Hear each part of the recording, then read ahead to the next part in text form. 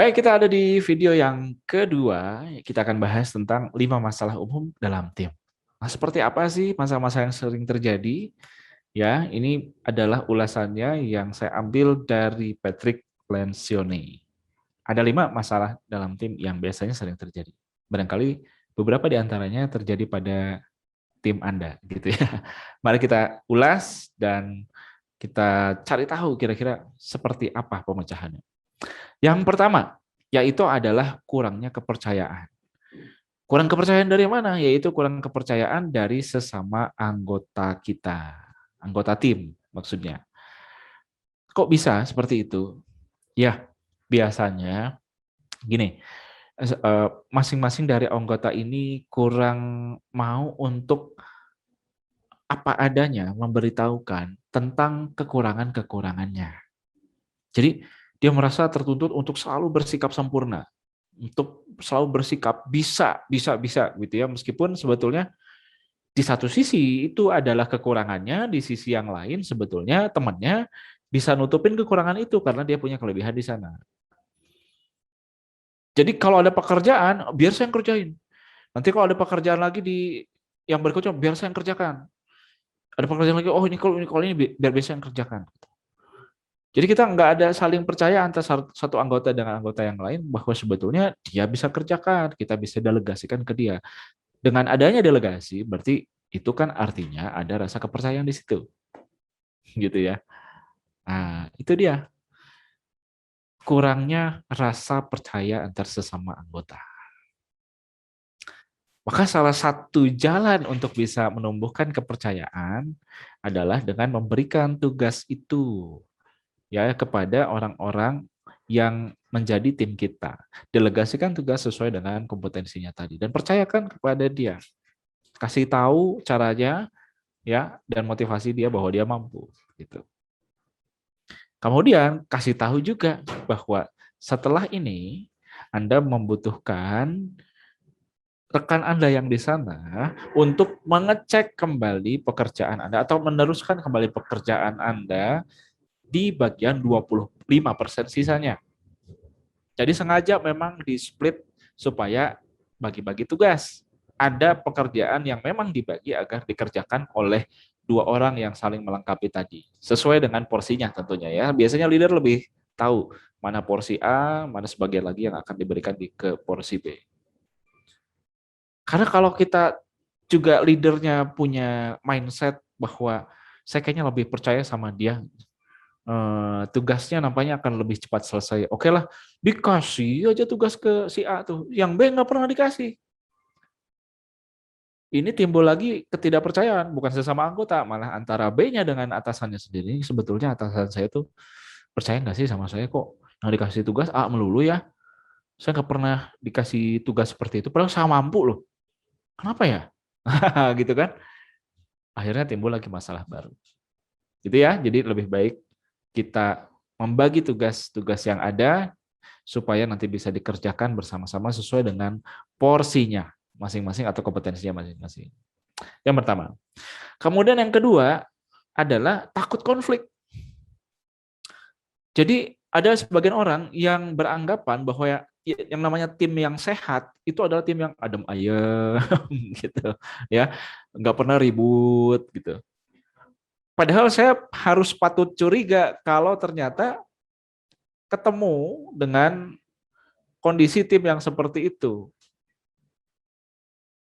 Beberapa hal terjadi biasanya karena terlalu satu arah, terlalu mendominasi atasannya misalnya begitu. Karena akhirnya semua berujung pada manutnya bawahan dengan betul-betul manut tok gitu ya 100% tanpa menghiraukan ide-ide yang barangkali di tengah-tengah itu mereka sempat muncul, ingin menjelaskan, ingin menyampaikan gagasan-gagasan atau ide-ide baru.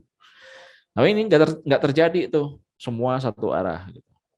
Padahal menurut saya justru tim yang sehat itu justru adalah tim yang memang punya dinamika, termasuk salah satunya adalah konflik di dalamnya. Konflik-konflik kecil seperti misalnya beda pendapat, gitu ya, beda sudut pandang, misalnya, beda cara menilai sesuatu itu biasa, dan justru itu adalah ciri dari tim yang sehat.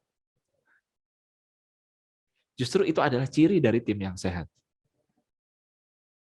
Justru saya khawatir kalau ternyata di dalamnya tim ini nggak ada dinamika gitu ya. Jangan-jangan ada dominasi yang terjadi di situ. Ya, itu yang kedua. Jadi jangan takut untuk konflik justru.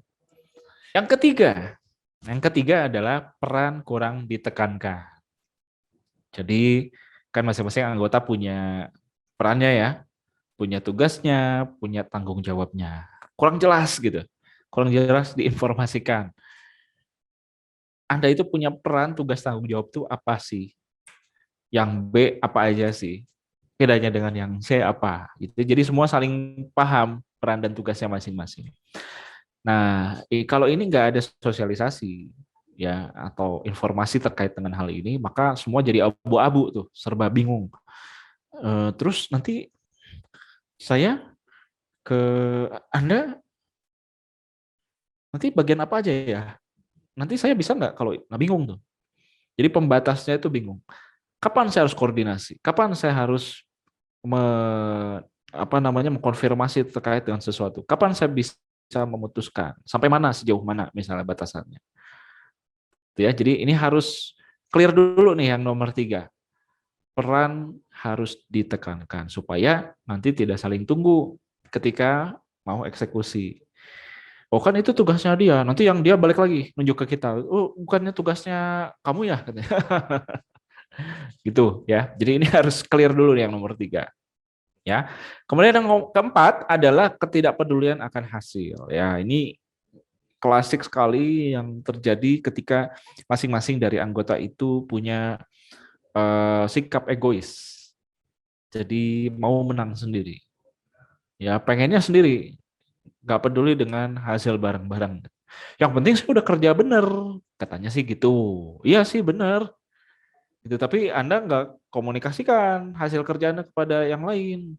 Sehingga dia nggak tahu kalau kerjaan Anda itu sudah selesai, misalnya. Akhirnya nunggu lama, gitu ya. Membuat akhirnya seluruh pekerjaan ini lama sekali untuk diselesaikan. Itu misalnya dari satu sisi. Di satu sisi yang lain apa? Misalnya tidak peduli akan hasil ini, ya yang penting mah kerja itu biasa aja lah gitu. Hasilnya ya nggak usah bagus-bagus amat lah. Nanti juga kan ada orang lain yang mengerjakan, yang meneruskan pekerjaan saya. Nah, ini sisi yang lain dari kekeliruan kita dalam berpikir hasil. Maka dari itu, yuk semua kita berubah ya cara berpikir kita bahwa yang namanya pekerjaan Anda kenapa harus berkualitas? Karena supaya ketika diserahkan kepada yang lain lebih mudah, satu. Yang kedua, kenapa hasil ini harus dikomunikasikan supaya yang mengerjakan berikutnya itu bisa lebih cepat, gitu ya. Dan kita bertanggung jawab dengan hasil keseluruhan. Meskipun misalnya hasil kerja Anda bagus, tapi secara keseluruhan ternyata hasil kerjanya biasa-biasa aja atau malah jadi buruk, ya itu termasuk hasil kerja Anda juga gitu. Karena Anda berkontribusi di situ. Ya, jadi kita berpikirnya harus dengan tim. Maka saling peduli dengan pekerjaan lain, tanya ya butuh apa atau mungkin apa yang bisa saya bantu, itu bagus sekali. Ya dan itu bisa kita lakukan supaya tim ini punya satu sinergisitas tadi ya antara satu dengan yang lainnya.